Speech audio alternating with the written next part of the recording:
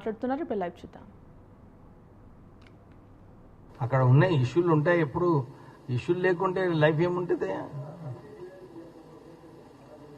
ఏంటి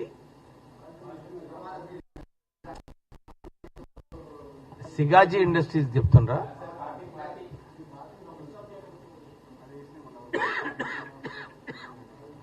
ఇగో నేను ఇప్పుడే చెప్పినా మీకు, కమిటీ వాళ్ళందరూ కూడా చర్చిస్తున్నారు. నేను కూడా ఇప్పుడు మంత్రి ఇన్ఛార్జ్గా చర్చించిన మా రామ్మోహన్ రెడ్డి గారు వారికి కూడా ఇన్ఛార్జ్ ఉన్నారు. వారు పోయి ఒక్కొక్క నియోజకవర్గంలో ఎవరిని డీసీసీ ప్రెసిడెంట్ చేయాలి, పార్టీని పదవులు ఎవరికి ఇవ్వాలని చెప్పి వారు కూడా ఒక స్టడీ చేయడం జరిగింది.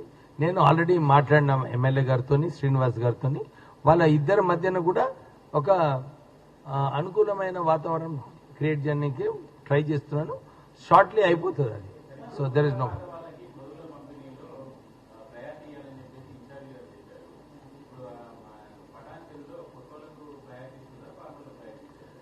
మీనాక్షి శేషాద్రి గారు చాలా క్లియర్ గా చెప్పినారు మొన్న. మీనాక్షి నటరాజన్ గారు క్లియర్ గా చెప్పినారు. ఏమని చెప్పినారు? ఎవరైతే పార్టీకి ఇన్ని సంవత్సరాల ఉన్నారో కట్టుబడి ఉన్నారో వాళ్ళందరికీ ప్రాధాన్యత ఇవ్వాలి.